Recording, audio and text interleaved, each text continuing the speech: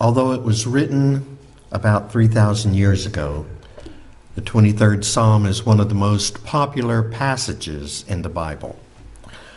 Whether you are Jewish or Christian, whether your political leanings are to the left or to the right, whether you describe yourself as spiritual or religious, at one time or another in your life, you have probably found peace, comfort, and a sense of assurance in this morning's psalm. All of the psalms in our Bible were written with musical accompaniment in mind, but none of them have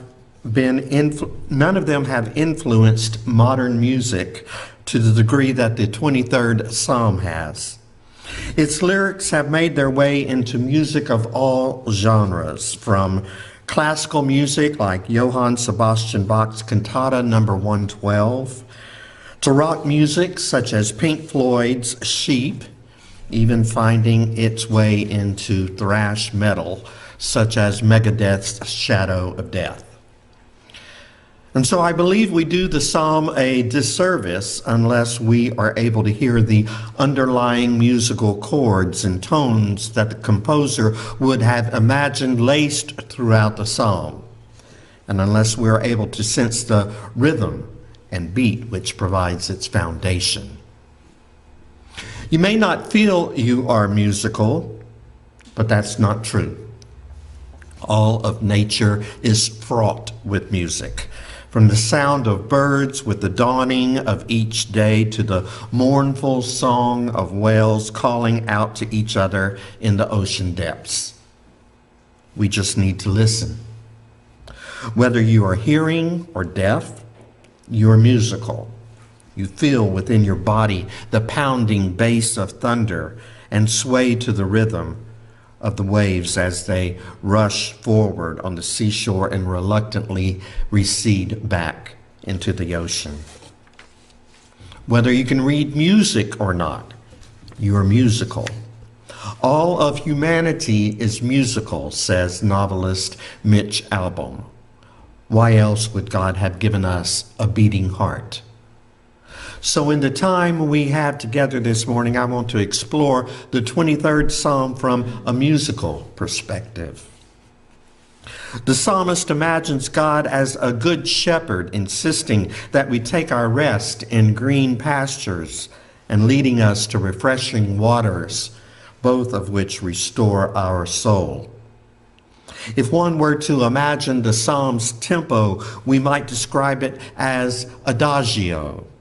Adagio is Italian for slowly and comes from an expression that means at ease. If music is marked as adagio, it is to be played slowly and in a leisurely manner. But here's what strikes me about this portion of today's psalm. This sense of ease and leisure doesn't seem to come naturally. The shepherd must make the sheep lie down, and they must be led to water. I think a lot of us would agree that we also need to be forced to take a break from the dog-eat-dog frenzy of everyday life. In a world where competition is its mainstay, we drive ourselves harder and harder until eventually we drive ourselves into an early grave. Some of us, many of us, most of us must be forced to rest, to lie down for a while, to drink deeply from the wellspring of God's grace. I will be doing just that in a few days, but it wasn't by choice. You see, in order for me to maintain my status as MCC clergy, I must complete continuing education credit hours. And each year, our denomination requires a portion of those hours to focus on a different topic. This year's designated topic is personal spiritual development. Like many of you, and like the sheep in this morning's psalm, I must be made to lie down in green pastures. So I will be taking a silent retreat this coming Friday through Sunday. But you don't need to reserve a room at a retreat center to find rest and renewal. Wayne Muller offers lots of ways to experience holy rest in his book entitled Sabbath. One way is by finding a candle that holds some beauty or meaning for you.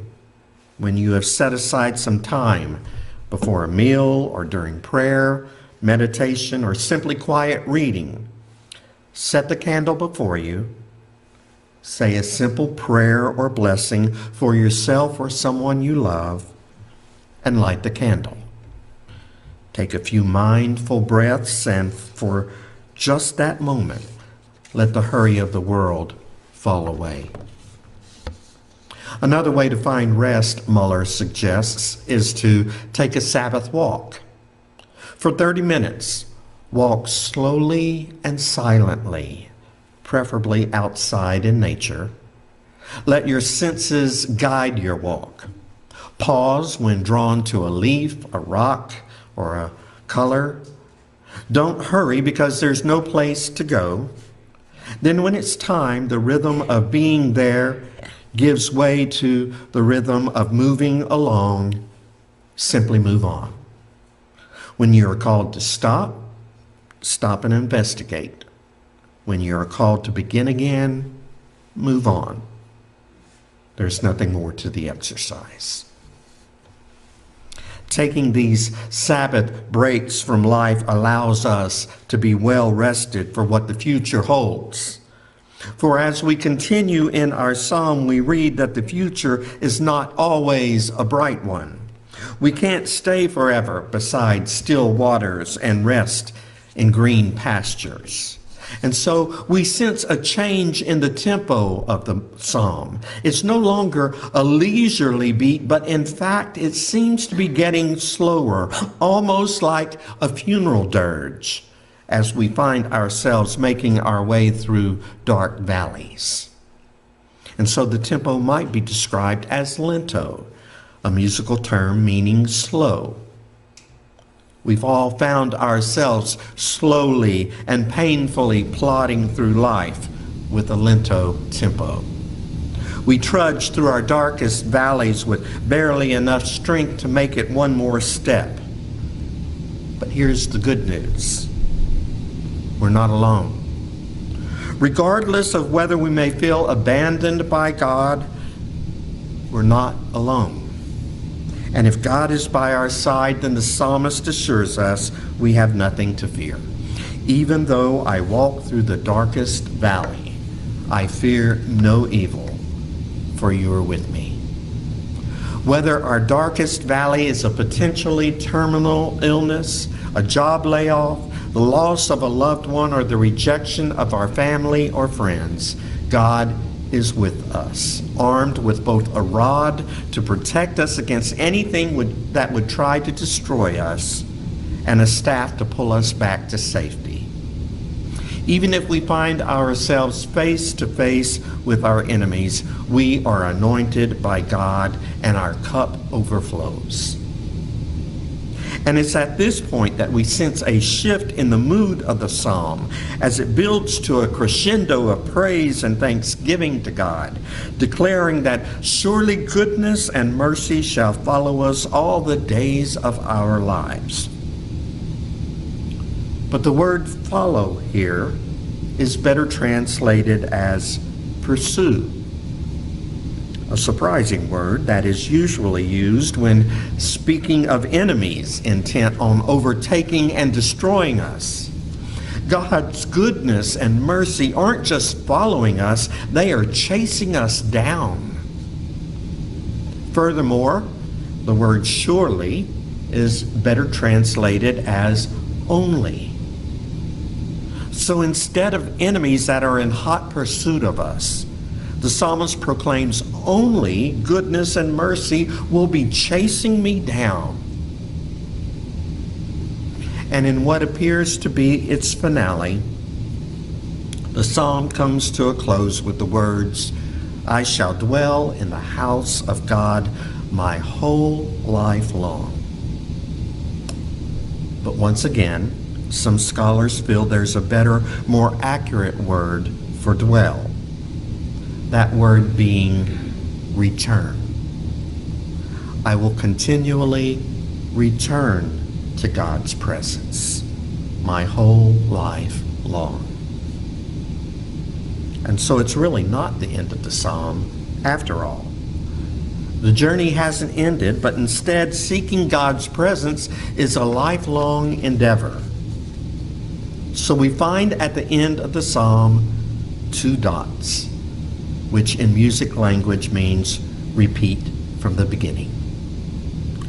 Rest in green pastures, walk through dark valleys, recognize God's goodness and mercy pursuing you, return to God's presence, and repeat. You may want to reread this morning's psalm when you get home, using the Bible translation that works best for you. Let its words speak to your spirit and let its music weave its way into your innermost being.